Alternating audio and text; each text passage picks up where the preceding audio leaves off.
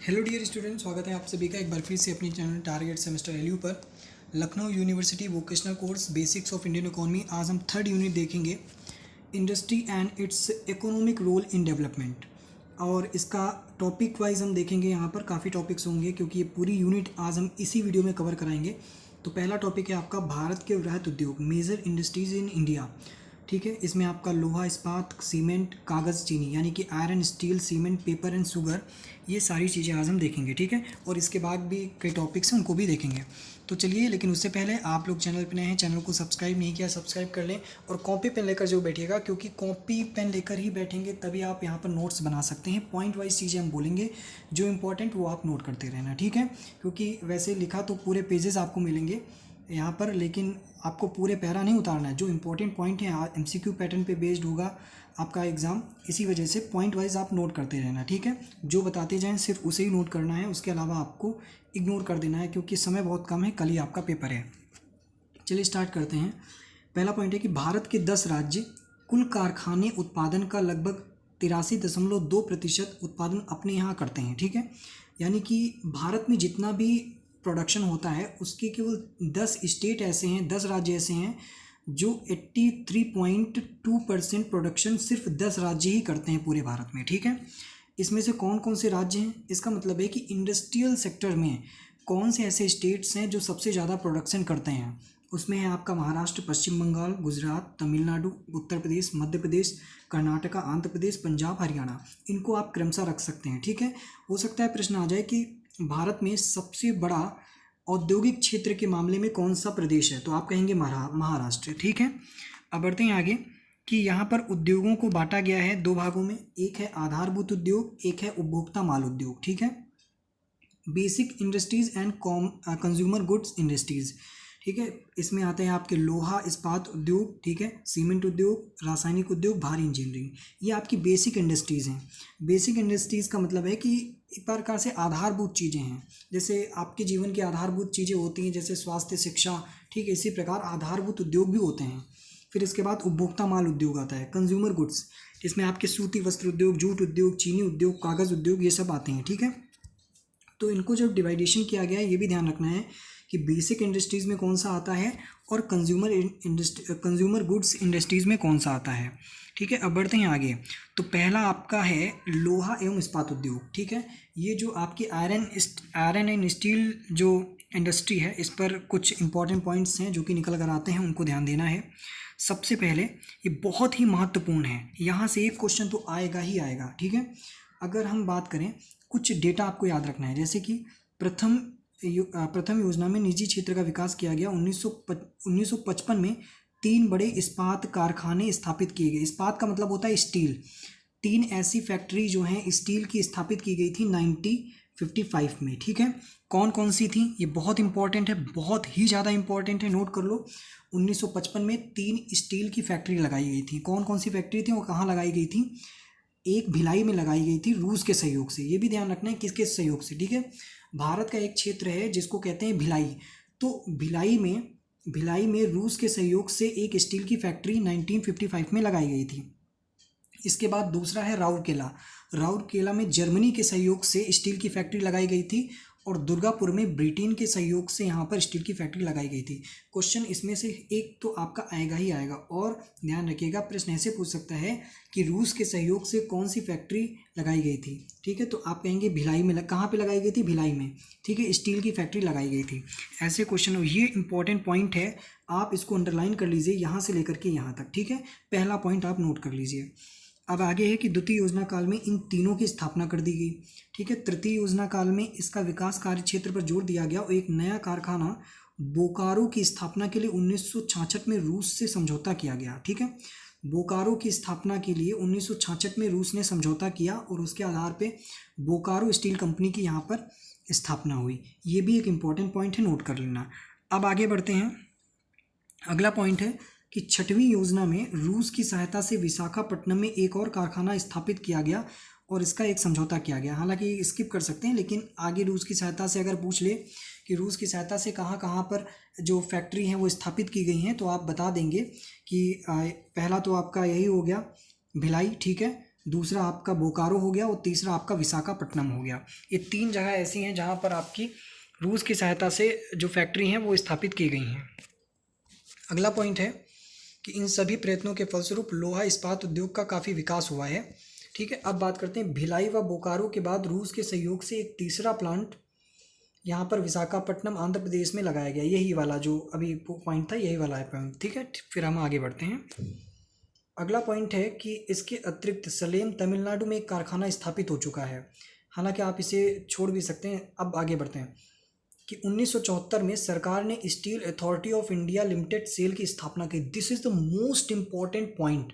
अगर आप इसे मिस कर गए समझिए कि 1 नंबर आपका गया। ठीक है, 1974 में सेल की स्थापना कब हुई थी? क्वेश्चन आएगा कि सेल की स्थापना कब हुई थी। सेल का मतलब क्या होता है? Steel authority of India limited. ठीक है, इसका फुल फॉर्म है steel authority of India limited. SAIL की स्थापना कब की गई थी? तो 1974 में, 1974 में इसकी स्थापना की गई थी।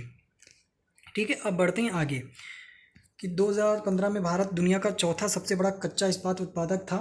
खैर इतना नहीं आएगा।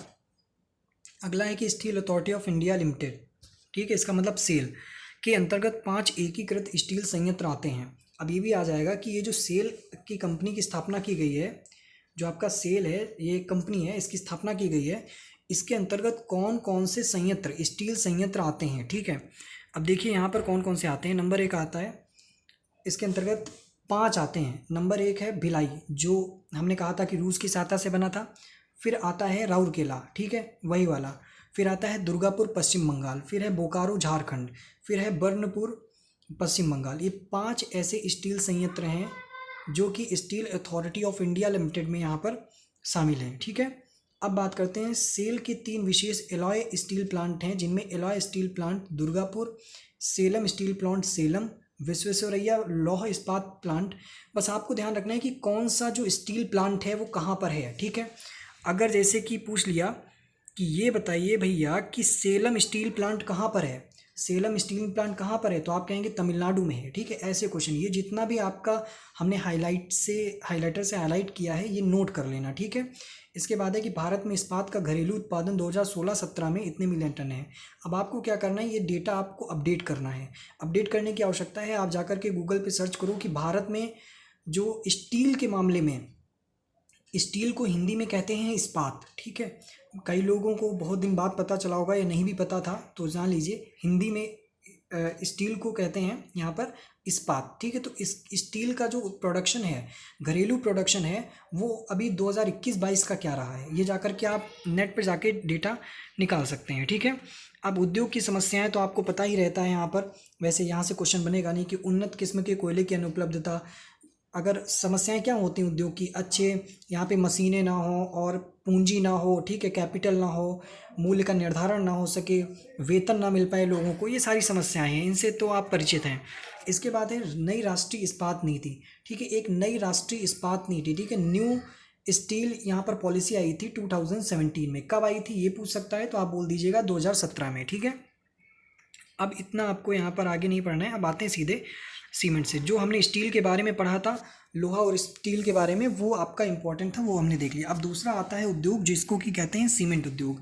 इसमें आपको क्या पढ़ना है, देखिए जो हमने हाईलाइट किया है उस पर ध्यान से देख लीजिए कि मार्च 1989 में सीमेंट उद्योग का मूल्य नियंत्रण संबंधी प्रतिबंधों को पूर्ण रूप से मुक्त कर दिया गया। ये बहुत महत्वपूर्ण है, ये पूरा चैप्टर ही, पूरी यूनिट ही महत्वपूर्ण है। यहाँ से काफ़ी क्वेश्चन आएंगे कि किस सन में सीमेंट उद्योग को, जो सीमेंट इंडस्ट्री है, उसको मूल्य और नियंत्रण से, यानी कि प्राइसेस एंड कंट्रोल से अगर देखा जाए तो उससे जो जितने भी प्रतिबंध थे उससे मुक्त कर दिया गया, उससे फ्री कर दिया गया। ठीक है, तो वो था आपका 1989 में। ठीक है, ये अच्छा क्वेश्चन है और आएगा भी, आ भी सकता है। ठीक है, अब आगे पॉइंट है कि भारत का सीमेंट उद्योग न केवल उत्पादन के स्तर पर विश्व में दूसरा स्थान रखता है, बल्कि गुणवत्ता के धरातल पर विश्व में, हाँ, ये प्रश्न आ सकता है कि भारत का सीमेंट उद्योग के मामले में, यानी सीमेंट इंडस्ट्री के मामले में देखा जाए तो पूरे वर्ल्ड में कौन सा स्थान है, सेकंड। जैसे आप कहते नहीं कि भारत का जनसंख्या के स्थान से, भारत का जनसंख्या के आधार पर विश्व में कौन सा स्थान है, पहला। उसी तरह के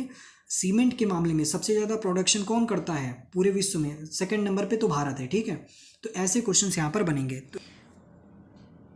अगला पॉइंट है कि प्रथम योजना के प्रारंभ के समय 21 कारखाने थे, यानी कि जो पंचवर्षीय योजनाएं होती हैं, आपको पता है कि प्रथम पंचवर्षीय योजना 1951 से लेकर के 1956 तक थी। इस योजना में, ठीक है, इस पंचवर्षीय योजना के अंतर्गत 21 कारखाने देश में आपको इस टाइम ऑफ पीरियड में मिलेंगे, ठीक है। अगला पॉइंट है इसका कि वर्ष 2018 की सूचना के अनुसार देश में कुल 64 कंपनियों के अधीन 100 बड़े सीमेंट प्लांट थे और इसकी क्षमता इतनी। खैर ये इंपॉर्टेंट नहीं है, ये वाला इंपॉर्टेंट नहीं है, पहला पॉइंट आप याद कर लेना, इतने कारखाने पहली योजना के तहत थे, ठीक है। अगला पॉइंट इंपॉर्टेंट यहाँ से शुरू होता है, जो लास्ट वाला है आपका, कि वर्तमान में भारत विश्व में चीन के बाद दूसरा सबसे बड़ा सीमेंट उत्पादक देश है। मैंने अभी ऊपर भी बताया ये चीज़, सेम चीज़ वही आ गई है कि प्रथम नंबर पे सबसे ज़्यादा कौन प्रोडक्शन करता है, वो है चाइना। सेकंड नंबर पे आपका इंडिया आता है सीमेंट के मामले में, ठीक है। तो ऐसी और समस्याएं तो आएंगी नहीं, बट रासायनिक उद्योगों पर आ गए हैं। रासायनिक उद्योग का क्या महत्व है, आपको पता है कि यहाँ पर जो दवाइयाँ बनती हैं इन सब का प्रयोग किया जाता है, ठीक है। देखिए यहाँ पे कह रहा है कि रासायनिक उद्योग कई प्रकार की वस्तुओं का उत्पादन होता है। नत्रजन युक्त उर्वरक, फास्फेट उर्वरक, sulphuric acid, soda ash, caustic soda, औषधियाँ, कीटनाशक दवाइयाँ, साबुन, पेंट, नर्विस, प्लास्टिक, ये सारी चीज़ें हैं, ठीक है। फिलहाल हम बात करते हैं इंपॉर्टेंट पॉइंट पे। इंपॉर्टेंट पॉइंट नोट कर लेना। पहला है कि इस उद्योग का कारोबार लगभग 30 अरब डॉलर का है। कहते नहीं कि अभी आपका कारोबार कितने का है, तो उसी प्रकार से इनका कारोबार 30 अरब डॉलर का है, जो भारत के सकल घरेलू उत्पाद के 3% के बराबर है, ठीक है। भारत का सकल घरेलू उत्पाद के 3% के बराबर इनका पूरा कारोबार है, यानी कि 3% जो भारत का जीडीपी में अगर देखा जाए, जीडीपी में हिस्सा यहाँ पर इस रासायनिक उर्वरकों का है, ठीक है। फिर अगला पॉइंट है कि उत्पादन की मात्रा के हिसाब से भारत का विश्व में 12वां स्थान है। जैसे हमने अभी बात की सीमेंट के मामले में, सीमेंट के प्रोडक्शन के मामले में भारत का दूसरा स्थान है, उसी हिसाब से अगर देखा जाए तो 12वां स्थान यहाँ पर रासायनिक उद्योगों के मामले में, ठीक है, जितने भी रासायनिक उद्योग हैं। और एशिया में तीसरा स्थान है, एशिया में इसका तीसरा स्थान है, 12वां स्थान यहाँ पर पूरे वर्ल्ड में है, ठीक है। अगला पॉइंट है कि 20% अंशदान करता है रासायनिक उद्योग के 5 घटक यहाँ पर सम्मिलित हैं। यहाँ पर रासायनिक खाद, भारी रसायन, औषधियाँ, दवाइयाँ, पेट्रो रसायन, पेंट एवं वर्निश, ठीक है, ये सारी चीज़ें आपके आती हैं। अगला है कि रासायनिक खाद, भारत में नाइट्रोजन फास्फेट युक्त रासायनिक खाद का उत्पादन होता है। पोटास युक्त खाद का देश में कोई उत्पादन नहीं होता है। अगर पूछ लें कि अगर ऑप्शन में आ जाए कि मतलब क्वेश्चन आ जाए आपका कि नाइट्रोजन फास्फेट का रासायनिक खाद का उत्पादन भारत में होता है कि नहीं होता है, तो आप कहेंगे जी हाँ होता है, ठीक है। या फिर पूछ सकता है, ऑप्शन दे सकता है यहाँ पर कई प्रकार के रासायनिक खाद का, और पूछेगा कि किस खाद का यहाँ पर रासायनिक खाद का भारत में उत्पादन होता है, या फिर किसका नहीं होता है, तो पोटास का नहीं होता है, ठीक है, पोटास युक्त का। अगला है कि चीन और अमेरिका के पश्चात भारत विश्व में उर्वरकों का तीसरा सबसे बड़ा उत्पादक राष्ट्र है, ठीक है। अगर उर्वरक की बात करते हैं, जो आपकी खाद होती है ना, उनके चीन और उसके बाद भारत का विश्व में तीसरा स्थान है। अब आप कहेंगे कि सर अभी तो आपने बताया 12वां आपका रासायनिक उर्वरकों यानी कि जिनसे दवाइयाँ बनती हैं उसमें 12वां स्थान है। लेकिन अगर उर्वरकों यानी कि खाद के मामले में देखते हैं तो भारत का यहाँ पर तीसरा स्थान है। पहले नंबर पर चाइना है और अमेरिका यहाँ पर दूसरे नंबर पर है, तीसरे नंबर पर आपका भारत है। अब बढ़ते हैं आगे। अगला पॉइंट है कि भारी रसायन यहाँ पर आते हैं, ठीक है, उनको देख लेना। भारी रसायन में कौन कौन आता है, गंधक, तेजाब, ये सारे आते हैं। हो सकता है पूछ ले कि भारी रसायन में कौन सा आता है, तो सोडा ऐश का ऑप्शन होगा, बाकी 3 का नहीं होगा। तो ऐसे क्वेश्चन बनते हैं। ये सारी चीज़ें आपको जितने भी अंडरलाइन है इनको देख लेना। टाइम वेस्ट नहीं करना चाहता हूँ क्योंकि अगली यूनिट भी लानी है, ठीक है। जो चीज़ें पढ़ने वाली हैं आप उसका स्क्रीनशॉट लेकर पढ़ सकते हैं, ठीक है। 65 वर्ष के सोडा ऐश का उत्पादन ये नहीं पढ़ना है। औषधियाँ और दवाइयों में क्या क्या आता है ये भी देख लीजिएगा। पेट्रो रसायन में कौन कौन सी चीज़ें आती हैं, ठीक है। इसमें 4 बड़ी इकाइयाँ हैं, राष्ट्रीय रसायन उद्योग लिमिटेड, यूनियन का कार्बाइड, नेफ्ता वर्जिन प्लांट और हल्दिया केमिकल, ठीक है। अब अगला पॉइंट देखते हैं कि 1969 में सार्वजनिक क्षेत्र में भी एक संस्था भारतीय पेट्रो रसायन लिमिटेड के नाम से स्थापित की गई है। तो ये इंपॉर्टेंट पॉइंट है कि भारतीय पेट्रो रसायन लिमिटेड की स्थापना कब की गई है, 1969 में, ठीक। इसको देख लेना। आगे बढ़ते हैं। पेंट व वर्निश, पेंट व वर्निश में भी आप ये सारी चीज़ें देख लेना, वैसे इंपॉर्टेंट है नहीं। भारी इंजीनियरिंग में अगर देखा जाए तो कुछ वैसे खास है नहीं, ठीक है। भारी इंजीनियरिंग में एक देश के औद्योगिक इंजीनियरिंग उद्योग का महत्वपूर्ण स्थान होता है। इंजीनियरिंग के बारे में जो भारी इंजीनियरिंग होती हैं इसमें क्या क्या आता है आप ये देख सकते हैं, थोड़ा डेटा निकाल सकते हैं कि कितना 2070-71 में 198 करोड़ था। वैसे यहाँ से क्वेश्चन बनना नहीं चाहिए, ठीक है। इसी वजह से इसको मैंने हाईलाइट भी नहीं किया था और यहाँ से क्वेश्चन जब मैंने पढ़ाई की थी तब आया भी नहीं था। तो इसको स्किप करते हुए हम सीधे बढ़ते हैं सूती वस्त्र उद्योग से, ठीक है, जो आपके सिलेबस में है उसके बाहर हम नहीं बताएंगे। अगला पॉइंट है कि सूती वस्त्र उद्योग में कि भारत का सूती वस्त्र उद्योग देश का सबसे बड़ा संगठित उपभोक्ता उद्योग है। प्रश्न आ जाए कि देश का सबसे बड़ा संगठित उपभोक्ता उद्योग कौन सा है, तो भारत का सूती वस्त्र उद्योग है, ठीक है, सूती वस्त्र उद्योग है। फिर अगला पॉइंट है कि विश्व में सूत एवं कपड़े के उत्पादन में भारत का तृतीय स्थान है और कपास के उपभोग में द्वितीय स्थान है। बहुत बढ़िया, ये इंपॉर्टेंट क्वेश्चन है, पूछेगा कि कपड़े के प्रोडक्शन में यानी जितने क्लॉथ्स का प्रोडक्शन होता है इंडिया में उसका उस मामले में भारत का वर्ल्ड में कौन सा स्थान है, तो उस मामले में भारत का तीसरा स्थान है, ठीक है। और अगर पूछे कि कपास जिससे रुई बनती है उसके उपभोग में उसके उपभोग में द्वितीय स्थान है, उपभोग नहीं होगा उत्पादन होगा, ठीक है, यहाँ पर उपभोग नहीं होगा उत्पादन होगा, ठीक, उत्पादन में इसका द्वितीय स्थान है। तो यानी कपास के मामले में द्वितीय स्थान है और कपड़े के मामले में भारत का तीसरा स्थान है, ठीक। अब बढ़ते हैं आगे। अगला पॉइंट है आपका कि यदि देश के आर्थिक विकास कार्यक्रम का प्रभाव के कारण सूती वस्त्र उद्योग का विकेंद्रीकरण हो गया है, लेकिन फिर भी यह उद्योग महाराष्ट्र और गुजरात तमिलनाडु के आधिपत्य बने हुए हैं, ठीक है। विकेंद्रीकरण क्या हुआ है कि आज देख रहे हैं कि हर एक क्षेत्र पूरे भारत में आप कपड़ों का देख रहे हैं व्यापार होता है, ठीक है, लेकिन आज भी अगर देखा जाए महाराष्ट्र गुजरात तमिलनाडु ऐसे क्षेत्र हैं जो आज भी अपना कपड़े को मामले में अस्तित्व बनाए हुए हैं, ठीक है, यानी कि यहाँ पर कपड़ा ज़्यादा होता है, इस मामले में आज भी ये अपना अस्तित्व कायम रखे हुए हैं। तो प्रश्न ऐसा आ सकता है कि कपड़े के मामले में अगर देखा जाए भारत में प्रोडक्शन कहाँ पे ज़्यादा होता है, तो आप कहेंगे महाराष्ट्र में सबसे ज़्यादा होता है, ऐसा क्वेश्चन यहाँ पर बनता है, ठीक। अब बात करते हैं जूट का उत्पादन, ठीक है, तो भारत विश्व में सबसे बड़ा जूट का उत्पादक देश है, वाह। अब देखिए प्रश्न बहुत महत्वपूर्ण है कि अब जूट जो होता है, जूट के मामले में भारत का कौन सा स्थान है, पहला स्थान है, नंबर 1 है भारत, ठीक है, जनसंख्या के मामले में नंबर 1 है, तो जूट के मामले में भी भारत नंबर 1 है, ठीक है, ऐसा क्वेश्चन यहाँ पर आएगा। विश्व की जूट उत्पादन क्षमता का 40% भाग भारत में ही उत्पादित होता है, ओ माय गॉड, ठीक है। यहाँ पर आपके मुंह से निकलेगा कि टोटल वर्ल्ड में जितना भी प्रोडक्शन होता है उसका 40% जूट जो है वो केवल इंडिया में प्रोड्यूस होता है। कितना मतलब अच्छा लगता है सुन के, ठीक है, कि पूरे भारत में पूरे विश्व का 40% जूट भारत में ही होता है, ठीक है। भारत में जूट सोने के रेशे के नाम से पुकारा जाता है, बहुत बढ़िया। अगर कहा जाए, प्रश्न आ जाए कि भैया ये बताइए कि सोने के रेशे के रूप में किसे जाना जाता है, तो आप कहेंगे जूट को। क्यों कहा जाता है, क्योंकि भारत में इसका नंबर ऑफ प्रोडक्शन बहुत ज़्यादा है, ठीक है, इस वजह से सोने के रेशे के रूप में, बहुत इंपॉर्टेंट पॉइंट है कि सोने के रेशे के रूप में किसे जाना जाता है, जूट को, ठीक है, जूट को भारत में सोने के रेशे के रूप में जाना जाता है। अब अगला है कि जूट से बनी हुई वस्तुओं के निर्यात में भारत का विश्व में दूसरा स्थान है। मतलब कि जूट का अगर निर्यात करें, यानी कि भारत जो है, जो मान लो ये इंडिया है, इंडिया दूसरे देशों को अगर जूट भेजता है तो इसके मामले में भारत का दूसरा स्थान है, ठीक है, निर्यात के मामले में भारत का दूसरा स्थान है।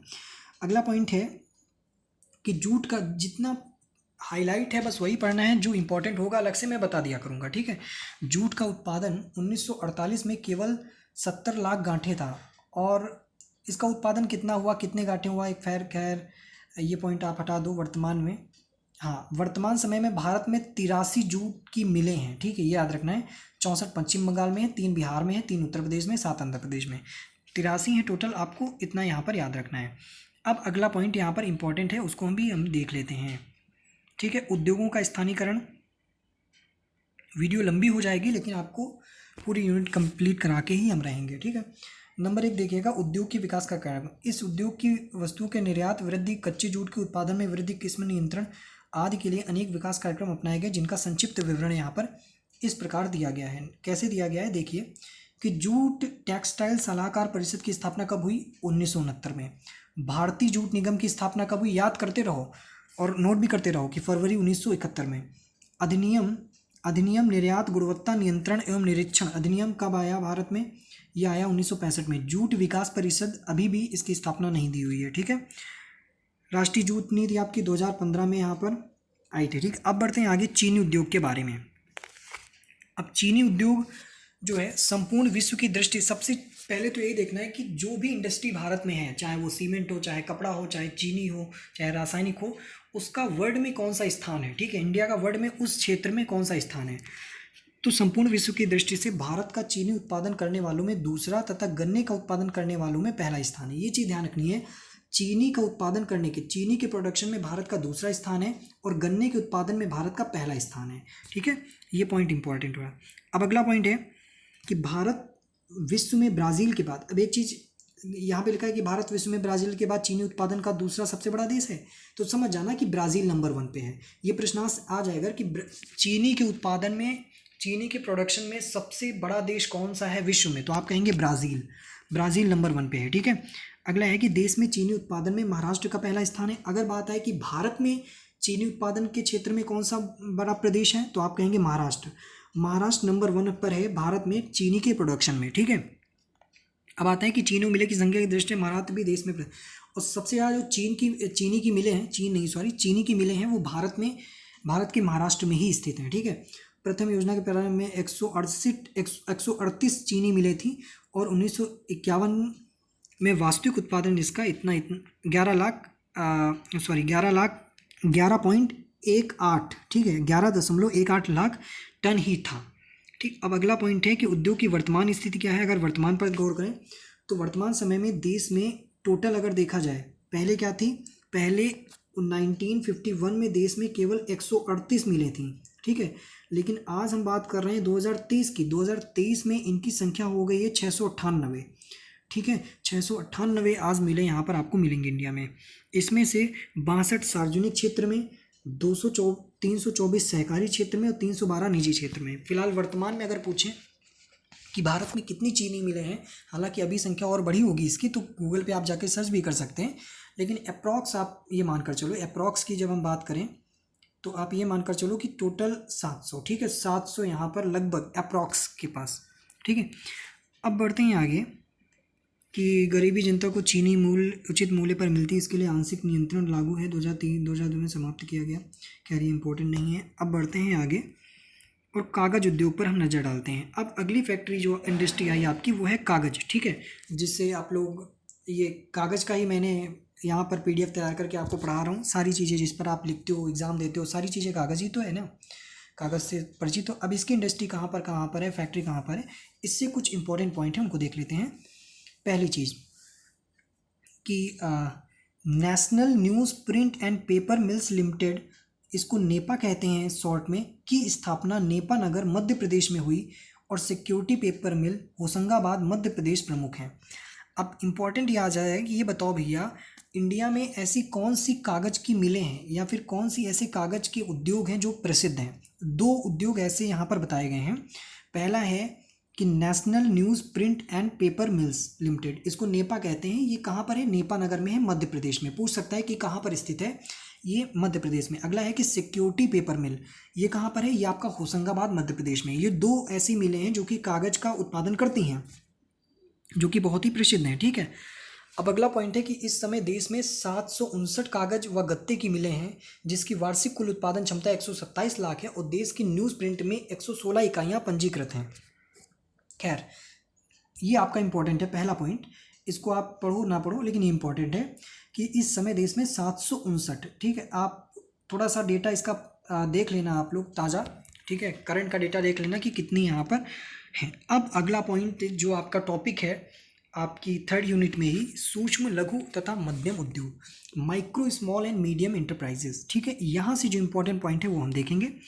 दरअसल ये होते क्या हैं, इनकी परिभाषाएं क्या हैं, इनकी परिभाषा क्या है, सॉरी। ठीक, इसकी परिभाषा अगर हम पहले थोड़ा समझ लें कि भारत में औद्योगिक मानचित्र लगातार परिवर्तित हो रहा है, परिचालन स्तर पर प्रयुक्त तकनीक तथा इन दृष्टि उद्योगों के विभिन्न वर्गों के बराबर फेरबदल हो रहा है, अतः यहाँ उद्योगों के वर्ग विभाजन के आधार पर समय समय बदलता रहता है। एक प्रकार से समझ लो कि वर्ग के विभाजन से, जैसे आप घर में होते हो, आपके मान लो 3 बड़े भाई बहन हैं। ठीक है, तो उसमें से डिवाइड होता है ना कि सबसे बड़ा कौन है, फिर छोटा कौन है, फिर कौन है। इसी हिसाब से यहाँ पर भी है, बड़ी फैक्ट्रीज़ कौन सी हैं, छोटी फैक्ट्रीज़ कौन सी, मध्यम की कौन सी हैं और सूक्ष्म कौन सी हैं। ठीक है, इसी प्रकार से इनको भी कैटेगरी वाइज डिवाइड किया गया है। ठीक है, तो मैंने कहा ना माइक्रो मतलब सबसे छोटी इंडस्ट्री। ठीक है, फिर आता है स्मॉल, उससे बड़ी। ठीक, मीडियम, थोड़ा मध्यम, और हम जो फैक्ट्री भारी उद्योगों की बात कर रहे हैं वो हमने बात कर ली है इंडस्ट्रीज़ की। ठीक है, तो सूक्ष्म एवं लघु मध्यम उद्योग, इनको कहते हैं MSMEs। ठीक है, MSMEs। ठीक है, इनको MSMEs कहते हैं। Micro small and medium enterprises. ठीक, चलिए अब देखते हैं छोटे लघु एवं मध्यम उद्योग। ठीक है, इनको आप अगर देखेंगे हायरार्की से स्टार्ट करेंगे। ठीक, अगर हायरार्की देखें तो छोटा, फिर उससे बड़ा, फिर उससे बड़ा। ठीक है, तो इस आधार पे हम बहुत ही कॉमन डाउट्स आपके क्लियर कर रहे हैं। छोटे लघु एवं मझोले उद्यम विकास अधिनियम कब आया था? 2006 में आया था। ये याद रखना, छोटे यानी कि एमएसएमई जो विकास का अधिनियम था, डेवलपमेंट अधिनियम था, ये कब आया? 2006 में आया था। ठीक है, अब हम बात करते हैं कि इनके विनिर्माण उद्यम में अगर देखा जाए तो निवेश कितना रहता है। तो ये आप देख भी सकते हैं, नहीं भी देख सकते हैं, वैसे इंपॉर्टेंट है नहीं कि विनिर्माण उद्योग अगर देखा जाए छोटे उद्यम 25 लाख रख, हाँ इंपॉर्टेंट है, सॉरी मैंने सोचा कि शायद उसमें निवेश करंट निवेश का बोल रहा है, लेकिन ऐसा नहीं है। यहाँ पर बात कर रहा है दरअसल कि इनकी समय सीमा, इनकी जो क्षमता होती है, कितना निवेश कर सकते हो, ये क्षमता पर बात कर रहे हैं। ठीक है, कैपेसिटी पर बात कर रहे हैं। और मुझे लगा था कि शायद कि प्रेजेंट टाइम की कैपेसिटी, लेकिन ऐसा नहीं है। ठीक है, इनकी कैपेसिटी जो छोटे होते हैं वो मतलब एक क्राइटेरिया होगा ना कि छोटे कहाँ तक होगे। ठीक है, आप बताओ कैसे निर्धारित करोगे कि आप छोटे हो। आपका निवेश अगर 25 लाख रुपए है, ठीक है, तो आप छोटे यहाँ पर उद्योग कहलाओगे। ठीक है, छोटे उद्योग कहलाओगे, छोटे उद्यम कहलाओगे अगर आपका निवेश जो है वो 25 लाख तक है।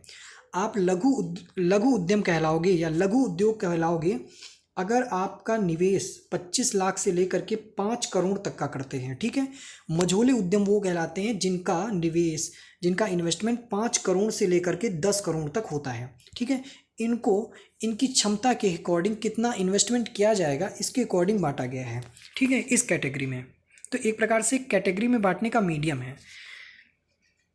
इसी प्रकार आते हैं आपके सेवा उद्यम, जिसमें छोटे उद्यम अगर सर्विसेज, ये तो विनिर्माण हुआ, यानी कि जो हम प्रोडक्शन करते हैं, जो इंडस्ट्री फैक्टर का बात हो रही थी, ये तो इंडस्ट्री फैक्टर की हुई। लेकिन यहाँ पर आपकी सर्विस, जितने भी सर्विसेज देते हैं उनका भी अलग क्राइटेरिया यहाँ पर दिया गया है, जिसमें 10 लाख तक का निवेश किया जा सकता है छोटे में, 10 लाख से अधिक अगर देखा जाए 2 करोड़ तक का लघु मध्यम में, मझोले उद्यम में अगर देखा जाए 2 करोड़ से लेकर के 5 करोड़ तक का यहाँ पर निवेश किया जाता है। ठीक है, अब बढ़ते हैं सूक्ष्म उपक्रम, जो कि आपके माइक्रो इंटरप्राइजेज हैं, जिनका वार्षिक अगर देखा जाए, हाँ मैं यही समझ रहा था। ठीक है, मैंने पहले यही समझा था, तो वार्षिक अगर देखा जाए 5 करोड़ रुपए से कम होना चाहिए। ठीक है, फिर है लघु उपक्रम 5 करोड़ से लेकर के 75 करोड़ से कम कारोबार उपक्रम, ये इंपॉर्टेंट आपका है नहीं वैसे। ठीक, अब बढ़ते हैं आगे। अगला पॉइंट है आपका लघु एवं कुटीर उद्योगों में अंतर क्या होता है। ठीक है, अगर आप अपनी एक्स्ट्रा नॉलेज के लिए पढ़ना चाहते हैं तो स्क्रीनशॉट लेकर के वीडियो को पॉज करके पढ़ सकते हैं। इसमें अंतर क्या होता है लघु कुटीर उद्योगों में। देखिए, कुटीर उद्योगों में हस्तक्रियाओं की प्रधानता रहती है, जबकि लघु उद्योगों के लिए आवश्यक नहीं है। कुटीर मतलब एकदम जो छोटे होते हैं। ठीक है, अब यहाँ पर क्या है कि कुटीर उद्योगों में हस्तक्रियाएं होती हैं, मतलब आप देखते हो हथकरघा से जो कपड़े बुने जाते हैं। ठीक है, यहाँ पर आप देखते हो मिट्टी से बर्तन बनाए जाते हैं। ठीक है, हाथों से ही तो बनाए जाते हैं मिट्टी के बर्तन, ये आपके कुटीर उद्योग में आते हैं। ठीक है, तो ऑप्शन दे सकता है कि कुटीर उद्योग, बर्तन बनाने का काम किस उद्योग से संबंधित है, तो कुटीर उद्योग है। ठीक है, ऐसे अगला है कि कढ़ाई बुनाई का काम किस उद्योग से संबंधित है, तो ये भी कुटीर उद्योग का हिस्सा है। ठीक, अगला है कि लघु उद्योगों के लिए आवश्यक नहीं है, हाथों से काम करने लघु उद्योगों के लिए आवश्यक नहीं, जो हाथ से काम होते, कढ़ाई बुनाई हुआ। ठीक है, और आपका जैसे काफ़ी चीज़ें होती हैं, जैसे मैंने बोला बर्तन बनाना, जैसे कि जो कुम्हार होता है बर्तन बनाता है, ऐसी चीज़ें जो होती हैं वो कुटीर उद्योग में आती हैं, लघु उद्योग में इन्हें नहीं शामिल किया जाता है। अगला पॉइंट है कि कुटीर उद्योगों में प्रायः परंपरागत विधियों में परंपरागत वस्तुओं का उत्पादन किया जाता है, प्रायः स्थानीय बाजार की मांग की पूर्ति की जाती है। आप देखते हो कि जो मिट्टी के बर्तन होते हैं वो आपके आसपास के जो छोटे मोटे बाज़ार होते हैं, स्थानीय बाज़ार, आप गांव में रहते हैं तो गांव के बाज़ार में ही आपको वो बर्तन मिलेंगे। ठीक है, आप लखनऊ में आओगे, लखनऊ का एक स्पेसिफिक मार्केट होगा, लेकिन वो भी एक स्थानीय बाज़ार के रूप में जाना जाएगा। ठीक, फिर है लघु उद्योगों में यांत्रिक क्रियाओं द्वारा अपेक्षाकृत व्यापक बाजार की मांग पूर्ति की जाती है। लघु जो होते हैं कुटीर उद्योगों से बड़े होते हैं, उन पे थोड़ा व्यापक स्तर पर मांग की जाती है। फिर है कुटीर उद्योगों में मजदूरी या वेतन कम लोग लगाए जाते हैं और अधिकतर कार्य परिवार के सदस्यों के द्वारा किया जाता है। मैंने बोला ना कि जो कार्य होते हैं अधिकतर आप देखते हो कि महिलाएं हैं अपना स्वेटर बुन रही हैं, बुनने का काम करती हैं, जो पुरुष हैं वो बर्तन बनाने का काम करते हैं मिट्टी के। ठीक, ये तो परिवार के लोग ही करते हैं ना, तो वैसे कुटीर उद्योगों में परिवार का कार्य आता है। लेकिन जबकि लघु उद्योगों में मजदूरी वेतन पर पर्याप्त व्यक्ति लगवाए जाते हैं, आप मजदूरी करोगे। ठीक है, जैसे मान लो कि किसी का घर बन रहा है, कोई मिस्त्री है घर बना रहा है, तो ये आपके लघु उद्योग के एक प्रकार से हैं, ठीक है। या फिर कोई जो संविदा पर काम कर रहा है या ठेके पर आपने काम लगवाया, ये सारी चीज़ें लघु उद्योगों में आपकी आती हैं, ठीक है। ये सारी चीज़। अगला है कि कुटीर उद्योगों में पूंजी का विनियोग नाम मात्र होता है। यहाँ पे आप जानते हो नाम मात्र हो, लेकिन लघु उद्योगों में आपका अपेक्षाकृत अधिक पूंजी है। और कुटीर उद्योगों में स्थानीय कच्चे माल की कुशलता का प्रयोग होता है। स्वाभाविक है, स्थानीय जो माल होगा, कहते हैं ना, ये हमारी स्पेशलिटी है कि हमारे गांव में भैया मिट्टी के बर्तन बनाने वाला रहता है, वही सब कुछ देखता है, दिवाली में दिए भी वही देता है, तो एक स्पेशलिटी होती है, ठीक है। स्थानीय कच्चे माल की कुशलता है, वो कुशल व्यक्ति है, वो उस कार्य को अच्छे ढंग से करता है, इसी वजह से वो स्पेशल है, ठीक है। लघु उद्योगों में कच्चा माल तथा तकनीक कुशलता बाहर से भी प्राप्त की जा सकती है। अब लघु उद्योग है, हम तो जाएंगे कहीं से मंगवा लेंगे, लेकिन गांव के लोग क्या कहेंगे, अपने गांव के ही व्यक्ति से लेंगे, तो ये अंतर यहाँ पर आते हैं। कुटीर उद्योगों का वर्गीकरण अगर किया जाए, ठीक है, हमने बात की, अभी कहा ना कि अगर आप लखनऊ में आएंगे कच्चे बर्तन को देखेंगे तो उसका मार्केट अलग होगा, गांव में अलग होगा, तो उसी हिसाब से इसको डिवाइड भी किया गया है। कुटीर उद्योगों को दो भागों में विभाजित किया गया है। एक आता है ग्रामीण कुटीर उद्योग, एक आता है शहरी कुटीर उद्योग। ग्रामीण यानी कि रूरल कॉटेज इंडस्ट्रीज, ठीक है, ये भी आपको ध्यान रखना है। अब इसमें क्या आता है, देखो, एक वे हैं जो कृषक द्वारा सहायक धंधे के रूप में चलाए जाते हैं। मुर्गी पालन है, करगों की बुनाई है, अभी हमने कहा गाय भैंस का पालन है, सुअर व बकरी भेड़ पालना है, टोकरियाँ बनाना है, रेशम के कीड़े पालना है, रस्सी बनाना है, ये सब हाथ से काम होते हैं, ठीक है। मछली पालन आदि हैं, दूसरे हैं। और जो ग्रामीण कौशल से संबंधित हैं, जैसे मिट्टी के बर्तन बनाना, चमड़े के जूते बनाना, घानी का तेल निकालना, ये क्या है, हमने कहा ना कुटीर उद्योग के उदाहरण है, एग्जाम्पल दे रहे हैं आपको। शहरी कुटीर उद्योगों में क्या है कि कपड़ों पर कढ़ाई करना, लकड़ी के फर्नीचर बनाना, साबुन बनाना, हथकरघा, कपड़े बुनना, मैंने अभी एग्जाम्पल दिया था, ठीक है, ये सारी चीज़ें वही हैं।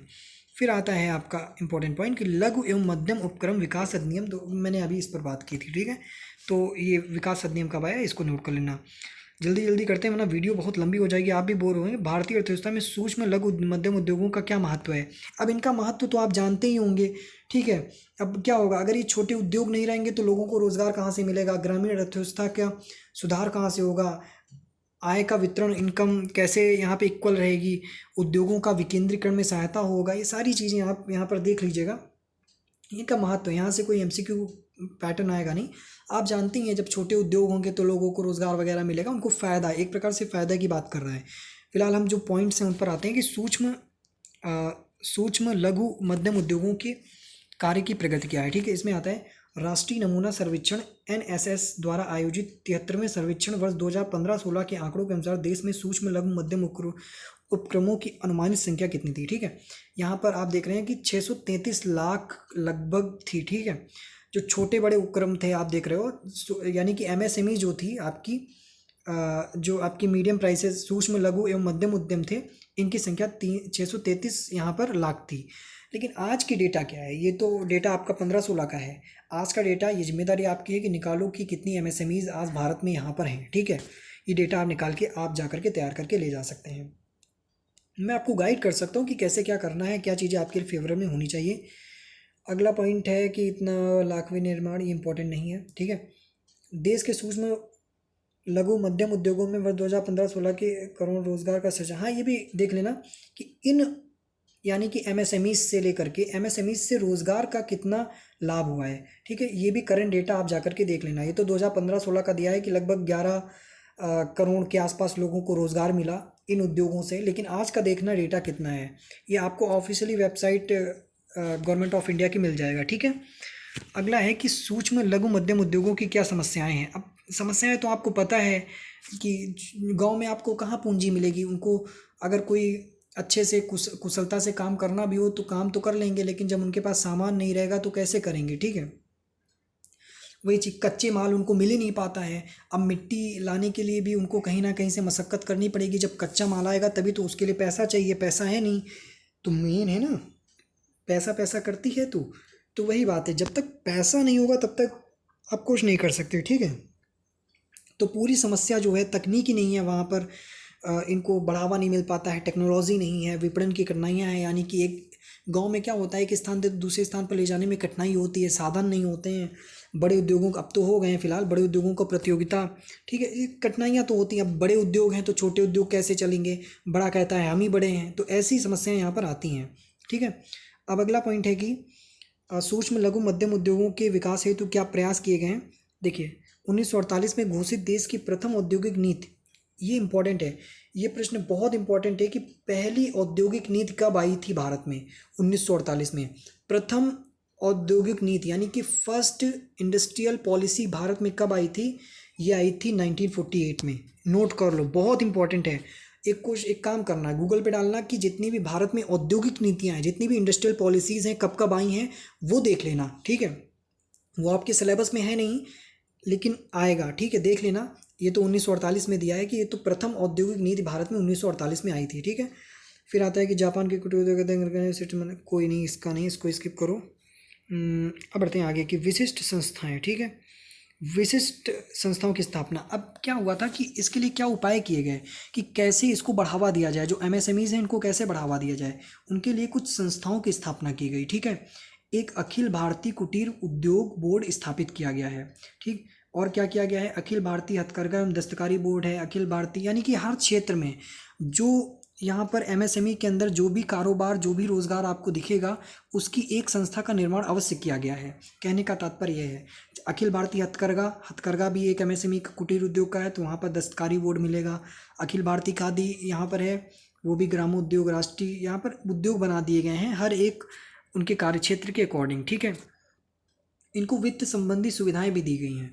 अब स्वाभाविक है कि हमने इनकी समस्याओं में देखा कि इनके पास पैसे की कमी है, कैसे ये अपने उत्पादन को, प्रोडक्शन को बढ़ाएंगे। तो आजकल क्या है, आजकल इन संस्थाओं को स्टेट बैंक ऑफ इंडिया, राष्ट्रीय लघु उद्योग निगम, राज्य वित्त निगम, सहकारी व्यापारिक बैंक, राज्य सरकारों द्वारा वित्तीय सुविधा यहाँ पर उपलब्ध कराई जाती है। एक प्रकार से आप समझिए जो एग्रीकल्चर में हमने क्रेडिट वाला चैप्टर आपको पढ़ाया है, वही चीज़ें कि क्या क्या सोर्सेज हैं। अब इनको पैसा देगा कौन, इनको पैसों की नीड है लेकिन इनको पैसा प्रोवाइड कौन कराएगा, ये बहुत बड़ा टास्क इनके लिए। तो इन सब के लिए संस्थाएं बनी हुई है, इंस्टीट्यूशन से इनको पैसा प्रोवाइड कराते हैं, लोन देते हैं कि ताकि आप अपने प्रोडक्शन को बढ़ा सकें, ठीक है। तो हमने बात की स्टेट बैंक की, हमने बात की रस्ट, इनको नाम याद रखना है। पहली संस्था स्टेट बैंक, राष्ट्रीय लघु उद्योग निगम, राज्य वित्त निगम, फिर है सहकारी एवं व्यापारिक बैंक। इनके बारे में हम थोड़ा डिटेल में आगे चर्चा करेंगे, ठीक है। फिर है इसके अतिरिक्त कुटीर एवं लघु उद्योगों को ऋण प्रदान करने के लिए राष्ट्रीय लघु उद्योग बैंक सिडबी की स्थापना की गई है, ठीक है। सिडबी ही सब कुछ केंद्रित, सिडबी के केंद्र में ही होता है सब कुछ। आगे अभी देखेंगे जब इनके सोर्सेज पर हम चर्चा करेंगे, ठीक है। अब अगला पॉइंट है यहाँ पर कि तकनीक में सहायता, ठीक है। यह ध्यान कर लो कि 1954 में लघु उद्योग विकास संगठन की स्थापना की गई है। लघु उद्योग विकास संगठन की स्थापना कब की गई है, 1954 में, ठीक है। अब अगला पॉइंट है आपकी लघु उद्योग के संस्थान, प्रशिक्षण और फील्ड, ये इंपॉर्टेंट नहीं है, इसको स्किप करो। अब बढ़ते हैं आगे। अगला पॉइंट है आपका ये कि भारतीय लघु उद्योग विकास बैंक की स्थापना, ठीक है। ध्यान देना बच्चों, परेशान ना होना और बिल्कुल भी कंफ्यूज भी मत होना। यहाँ पर ऑप्शन क्या दिया गया है आपको, यहाँ पर दिया गया है कि 1954 में लघु उद्योग विकास संगठन की स्थापना की गई, ठीक है। ये एक पॉइंट लिख लेना। और फिर अगला ये दूसरा है, ठीक है, ये दूसरा पॉइंट है कि भारतीय लघु उद्योग विकास बैंक, वो तो था लघु उद्योग विकास बैंक ही, लेकिन ये था भारतीय लघु उद्योग विकास बैंक की स्थापना 2 अप्रैल 1990 को भारतीय औद्योगिक विकास बैंक के सहायक संस्था के रूप में की गई, ठीक है। ये भी ध्यान रखना, ये सारी संस्थापनाएं किनकी, किस इंस्टीट्यूशन की स्थापना कब हुई, ये याद कर लो। फिर है लघु उद्योग बोर्ड, जून 1992 में प्रधानमंत्री की अध्यक्षता में एक सूक्ष्म लघु मध्यम उद्योगों के लिए राष्ट्रीय बोर्ड का गठन किया गया है, ठीक है, ये भी देख लेना। अगला पॉइंट आपका इम्पोर्टेंट यहाँ पर है, ये देख लीजिए कि लघु उद्योगों को प्रोत्साहित करने की दृष्टि से सरकार द्वारा देश भर में आईटीआई केंद्रों की स्थापना की गई है। खैर स्किप करिए इसे। अब आगे बढ़ते हैं। आगे आपका इम्पोर्टेंट है नई लघु उद्योग नीति, ठीक है। न्यू स्मॉल इंडस्ट्रियल पॉलिसी आपकी यहाँ पर है, इस पर थोड़ा सा देख लेना कि कारोबारी सीमा कितनी होनी चाहिए, वित्तीय सहायता कितनी होनी चाहिए। वैसे इंपॉर्टेंट है नहीं, अगर पढ़ेंगे तो ठीक है, नहीं पढ़ेंगे तो ठीक है, ठीक है। अब हम आते हैं एक बहुत ही महत्वपूर्ण टॉपिक पर कि औद्योगिक वित्त के स्रोत क्या होते हैं। जैसे हमने बात की थी कि एग्रीकल्चर के कुछ सोर्सेज होते हैं, कुछ इंस्टीट्यूशंस हैं जिनसे वो क्रेडिट या लोन लेते हैं किसान लोग। उसी हिसाब से जो यहाँ पर एमएसएमईज़ हैं, जो छोटे मोटे उद्योग हैं और जो यहाँ पर आपके उद्योग हैं बड़े, वो कैसे उनके क्या सोर्सेज हैं, कहाँ से वो अपना जो क्रेडिट है, लोन है, वो ले सकते हैं, उनको कौन सुविधाएं प्रोवाइड कराता है, ठीक है। तो वो सोर्सेज क्या हो सकते हैं उन पर, और इन सोर्सेज की स्थापना कब हुई है, ये बहुत, यानी कि सोर्सेज कौन है, सोर्सेज स्वाभाविक है कि कोई ना कोई इंस्टीट्यूशन होगा, तो उस इंस्टीट्यूशन की स्थापना कब हुई है, ये एमसीक्यू प्रश्न में बहुत आएगा। और जितनी भी यहाँ पर आपको हम कराएंगे इंस्टीट्यूशन, उनकी स्थापना रट लो रट लो रट लो, ठीक है। चलिए, पहला पॉइंट तो ये देख लो कि कंपनीज अधिनियम कब आया था, 1956 में। जो कंपनी का अधिनियम था वो आया था आपका 1956 में, ठीक है। अब बढ़ते हैं आगे। अब आता है पहला इंस्टीट्यूशन आपका। पहला इंस्टीट्यूशन है जिसको कहते हैं भारतीय औद्योगिक वित्त निगम limited, industrial finance corporation of limited, ठीक है, कॉरपोरेशन ऑफ इंडिया लिमिटेड। इसकी स्थापना कब हुई थी? ये पहला इंस्टीट्यूशन है जो मतलब इंडस्ट्रियल सेक्टर के क्षेत्र में अपना जो योगदान है वो अदा करता है। इसकी स्थापना हुई थी, भारतीय औद्योगिक वित्त निगम की स्थापना यहाँ पर 1 जुलाई 1948 को हुई थी, ठीक है। अब आएगा कि किसके तहत हुई थी, तो वही 1948 का जो औद्योगिक अधिनियम था, वो जो अधिनियम था उसी के तहत हुई थी, जो हमने बताया था कि प्रथम अधिनियम था, ठीक है। उसी के तहत इसकी स्थापना 1 जुलाई 1948 को हुई थी। अगला है कि परंतु 1 जुलाई 1993 से अब इसको कंपनी अधिनियम के अंतर्गत एक सार्वजनिक कंपनी के रूप में परिवर्तित कर दिया गया। तो हो सकता है प्रश्न पूछ ले कि इसको सार्वजनिक कंपनी के रूप में कब परिवर्तित किया गया, तो आप कहेंगे कि 1993 में, ठीक है। ये रहा। अब बात करते हैं भारतीय औद्योगिक वित्त निगम लिमिटेड हो गया है, और हाँ, और इसका जो नाम है अब भारतीय औद्योगिक वित्त निगम लिमिटेड हो गया है। अब इसका नाम भी चेंज हो गया है, ठीक है। पहले क्या था, भारतीय औद्योगिक वित्त निगम लिमिटेड, हाँ ये तो अभी प्रेजेंट वाला ही है। पहले इसका क्या हुआ करता था, इसका जो पहले नाम था इसका था औद्योगिक वित्त निगम लिमिटेड, ठीक है। लेकिन अब इसका हो गया भारतीय औद्योगिक वित्त निगम, यानी कि इंडिया इसमें जुड़ गया है, ठीक। अब बात करते हैं इस संस्था का उद्देश्य क्या है। तो उद्योगों को दीर्घकालीन, मध्यमकालीन, अल्पकालीन ऋण प्रदान करना। जितने भी उद्योग हैं उनको ऋण, लोन प्रोवाइड कराता है, ठीक है, ये इंस्टीट्यूशन है, ठीक है। और हाई लीजिंग, हायर परचेज वित्त कार्य करना है, और हाल ही में 3 सहायक कंपनियां भी स्थापना की है। आगे है, हाल ही में इसने 3 सहायक कंपनियों की भी स्थापना की है, ताकि कुछ ऐसी कंपनियां हैं जो इनका साथ दे सकें। कौन कौन सी हैं? IFCI investor services limited, IFCI financial services limited, और IFCI कस्टोडियल सर्विसेज लिमिटेड। ये 3 ऐसी कंपनीज हैं जो इसने स्थापित की हैं, ठीक है। अब बात करते हैं कि इसका जो एक प्रबंधक होता है और एक 12 संचालक होते हैं, ठीक है। अब इसकी ऋण पत्र, ये विदेशी मुद्रा, ये सब स्किप करके आप आ जाओ, 1 सेकेंड आगे बढ़ते हैं। इसकी स्थापना ही महत्वपूर्ण है, ठीक है, क्योंकि ये जो आपका सिलेबस दिया हुआ है इसमें स्थापना ही बहुत महत्वपूर्ण है। अगला जो इंस्टीट्यूशन आता है वो है आपका राज्य वित्त निगम, स्टेट फाइनेंस कॉरपोरेशन, ठीक है। अभी हमने इन सोर्सेज के बारे में संक्षेप में ऊपर पढ़ा भी था, हम कह रहे थे डिटेल में बताएंगे। तो इसकी स्थापना कब हुई थी, राज्य वित्त निगम की? केंद्रीय सरकार ने 28 सितंबर 1951 को एक अधिनियम, राज्य वित्त अधिनियम पास किया, और उद्देश्य सरकार राज्यों को छोटे मध्यम आकार के यानी MSMEs वाले सहायता प्रदान करने के लिए राज्य वित्त निगम स्थापित करने का अधिकार दिया। और इस समय देश में 26 राज्य वित्त निगम हैं। इस अधिनियम के अंतर्गत सबसे पहला वित्त निगम 1953 में पंजाब राज्य में स्थापित किया गया। तो इसको ध्यान रखना कि इसकी स्थापना कब हुई थी, 28 सितंबर 1951 को, ठीक है, राज्य वित्त निगम की स्थापना हुई। लेकिन पहला राज्य वित्त निगम कहाँ पे स्थापित किया गया और कब किया गया? 1953 में पंजाब में स्थापित किया गया था, ठीक है। तो ये देख लेना इंपॉर्टेंट है। यहाँ पर भी एक संचालक मंडल होता है, जिसमें इसके सदस्य की संख्या टोटल यहाँ पर देखा जाए 10 होती है, और राज्य 3 संचालक यहाँ पर नियुक्त करती है। खैर, ठीक है। अब एक चीज़ इंपॉर्टेंट ये भी नोट कर लेना है यहाँ पर कि एक प्रबंध संचालक भी राज्य सरकार ही रिजर्व बैंक की सलाह पर नियुक्त करती है। जो प्रबंध संचालक होता है वो रिजर्व बैंक के माध्यम से यहाँ पर नियुक्त किया जाता है, ठीक है। अब बढ़ते हैं आगे। अगला जो इम्पोर्टेंट है, बाकी अगर आपको देखना है तो आप जूम करके और पॉज करके देख सकते हैं। अगला इंस्टीट्यूशन है आपका भारतीय औद्योगिक विकास बैंक, ठीक है। इसको कहते हैं आप लोग industrial development bank of India, ठीक है। इसका हेडक्वार्टर कहाँ पे? ये देखो हमने पेंसिल से लिखा था HQ का मतलब क्या होता है? HQ का मतलब है हेडक्वार्टर, शॉर्ट में लिखा था, ठीक है। इसका हेडक्वार्टर मुंबई में है, क्योंकि ये मैंने अलग से निकाला था। जब मैं पढ़ाई करता हूँ तो चीज़ों को अटैच करने की कोशिश करता हूँ, इसी वजह से इसका हेडक्वार्टर यहाँ पर मुंबई में मिलेगा आपको, ठीक है। भारतीय औद्योगिक विकास बैंक का हेडक्वार्टर आपको मुंबई में मिलेगा। इसकी स्थापना कब हुई थी? 1 जुलाई 1964 को औद्योगिक विकास बैंक अधिनियम के अंतर्गत की गई थी। मैंने आपको बोला था ऊपर कि औद्योगिक विकास बैंक के जितने भी अधिनियम हैं उनको देख लो कब हुआ। प्रथम तो आपका 1948 में हुआ था, जैसे मैंने बताया, और भी हुए थे, 1956 में हुआ था, 1964 में हुआ था, उनको देख लेना, ठीक है, कब कब हुआ।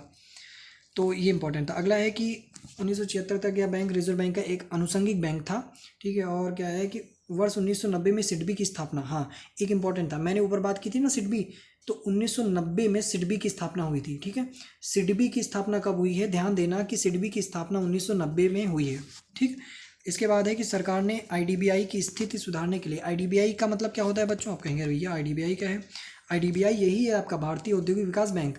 इंडस्ट्रियल का मतलब है आई, इंडस्ट्रियल डेवलपमेंट का मतलब है डी, बैंक, ठीक है, I, industrial development bank of India, ठीक है।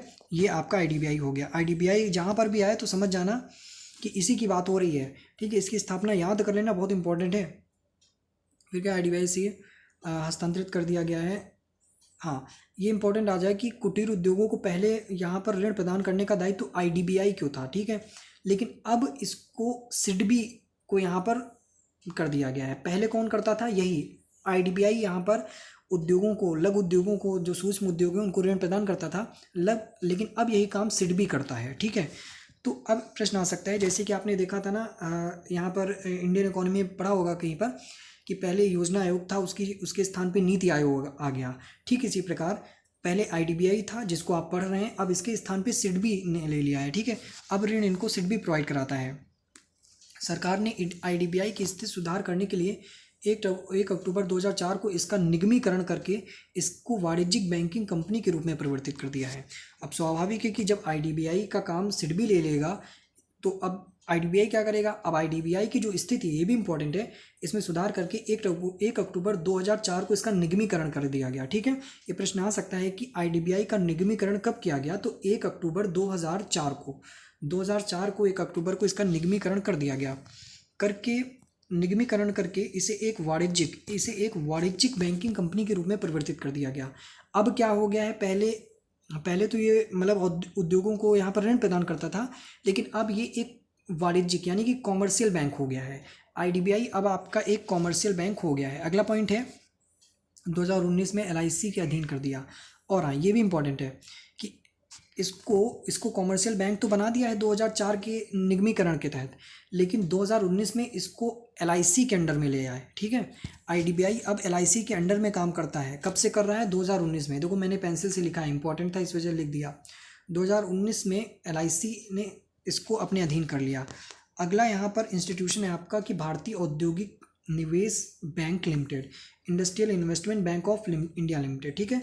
भारत में 1971 में भारतीय औद्योगिक पुनर्नगर, इसकी स्थापना कब हुई थी? बस इतना ध्यान रखो, 1971 में हुई थी, बस इतना इंपॉर्टेंट है, ठीक है। ज़्यादा आपको इधर उधर भागने की जरूरत नहीं है, ठीक है। इसकी स्थापना हुई थी 1971 में। अब बढ़ते हैं आगे। आपका इंस्टीट्यूशन आता है यूटीआई, परिसंपत्ति प्रबंधन कंपनी, ठीक है। इसको कहते हैं यूटीमैक, यूटीमैक भी इसको कहा जाता है, ठीक है। देश की सबसे बड़ी mutual fund UTI asset management company अब निजी क्षेत्र की कंपनी हो गई है। ये म्यूचुअल फंड की सबसे बड़ी यूटीआई कंपनी है, ठीक है। इसके चारों प्रवर्तकों, इसके कौन कौन से 4 प्रवर्तक हैं ये भी ध्यान रखना है। एलआईसी है, भारतीय स्टेट बैंक है, बैंक ऑफ बड़ौदा है, पंजाब नेशनल बैंक है, ठीक है। ने 18 नवंबर 2015 को केंद्र सरकार को कुल इतना लेकर के इतनी हिस्सेदारी ले ली है। खैर ये नहीं देना है, ध्यान देना है, बस इतना ध्यान देना है कि इसकी स्थापना कब हुई थी, ठीक है। इसकी स्थापना कब हुई थी, और साथ ही साथ आप ये देने का एलआईसी भी है, भारतीय स्टेट बैंक भी है इसका प्रवर्तक, bank of Baroda, Punjab national bank है, ठीक है। ये आपको ध्यान रखना है। अगला पॉइंट इसका है कि इसकी स्थापना कब हुई थी, तो इसकी स्थापना यहाँ पर दी हुई है कि भारतीय सरकार के विकास घरेलू वस्तु को एकत्र करने के लिए उद्देश्य से यूटीआई की स्थापना जो है वो केंद्र सरकार ने 1964 में की थी। देखो इतना एक क्वेश्चन के लिए इतना लंबा सफर तय करना पड़ा। इसकी स्थापना 1964 में यहाँ पर की गई थी, ठीक है। अब इंपॉर्टेंट है जितना वो हमने बता दिया। अब बढ़ते हैं आगे। अगला पॉइंट है कि भारतीय लघु उद्योग विकास बैंक, ठीक है। ये आपका वही आ गया सिडबी, जिसकी स्थापना हमने बोला था कि 1990 में हुई थी, ठीक है। सिडबी वही सिडबी है जिसका स्थान आईडीबीआई का जिसने स्थान लिया है, ठीक है। अब आईडीबीआई के जो काम था वो सिडबी कर रही है, इसी वजह से हम इस पर चर्चा कर भी चुके हैं अभी ऊपर। सॉरी, आगे है कि सिडबी की स्थापना 2 अप्रैल 1990 में भारतीय औद्योगिक विकास बैंक आईडीबीआई के एक सहायक के बैंक के रूप में की गई है। ये सहायक बैंक है, लेकिन अब जो आईडीबीआई का पूरा कार्य है, हमने आपसे ऊपर बात की, अब ये सिडबी के हाथों में चला गया है। ठीक है, अब आईडीबीआई को एक कॉमर्शियल बैंक बना दिया गया है। अब इसका आईडीबीआई का काम ये सिडबी देखता है। इसकी स्थापना कब की गई? इसकी स्थापना 2 अप्रैल 1990 को यहाँ पर की गई है। ठीक है, अगला है कि इसका मुख्यालय कहाँ पर है? इसका मुख्यालय आपको लखनऊ में मिलेगा। लखनऊ में आपको हजरतगंज में इसका मुख्यालय मिलेगा। ठीक है, इसके अतिरिक्त है कि 5 क्षेत्रीय कार्यालय और 21 शाखा, ये इंपॉर्टेंट नहीं है। आगे अगला पॉइंट है कि भारतीय औद्योगिक साख एवं विनियोग निगम। ठीक है, अब इसको आपने तो सुना होगा ना, आपने सुना होगा आईसीआईसीआई बैंक। ठीक है, देखा होगा ना, आप एटीएम देखते होगे लखनऊ में तो काफ़ी एटीएम लगे हैं बच्चों। ठीक है, आपने देखा भी होगा कि आईसीआईसीआई बैंक जो है उसका एटीएम, तो इसकी स्थापना कब हुई थी? ये भी एक इंडस्ट्रियल सेक्टर को प्रोवाइड कराने वाला यहाँ पर सहायक के रूप में काम करता है। आईसीआईसीआई की बैंक, हम तो इसे बोल भी नहीं पाते हैं, कभी कभी इसको हम आईएसआई बोल देते हैं। ठीक है, आईसीआईसीआई की स्थापना निजी क्षेत्र में 5 जनवरी 1955 को की गई थी। ठीक है, ये एक प्राइवेट सेक्टर का बैंक है जिसकी स्थापना 1955 में की गई थी, ये देख लेना। बट ठीक, बस इसका ये इंपॉर्टेंट है। और अगर आप देख लें तो ये भी इम्पोर्टेंट हो सकता है कि 1 अप्रैल 1996 को सरकार ने नोवेल कराने के लिए, खैर इम्पोर्टेंट नहीं है, ये इम्पोर्टेंट है पॉइंट कि वर्ष 2002 में आईसीआईसीआई बैंक का आईसीआईसीआई बैंक में विलय कर दिया गया है। क्या बोल रहे हैं? और विलय भारतीय रिजर्व बैंक द्वारा अनुमोदित किया जा चुका है। अच्छा, ये जो हमने कहा ना कि आईसीआईसीआई बैंक है, अब इसका आईसीआईसीआई बैंक में विलय कर दिया गया है। ठीक है, पहले ये एक अलग सेक्टर हुआ करता था, लेकिन अब ये बैंक का भी एक सेक्टर हो गया है, इसी वजह से इसमें विलय कर दिया गया है। एक इंडस्ट्रियल सेक्टर प्रोवाइड अलग था, लेकिन अब इसको बैंक में, कॉमर्शियल बैंक में शामिल कर लिया गया है। ठीक है, अगला है आपका भारतीय जीवन बीमा निगम। इससे कौन नहीं परिचित है? एलआईसी। ठीक है, जिसको कहते हैं नहीं, जीवन के साथ भी जीवन के बाद भी, तो यही है।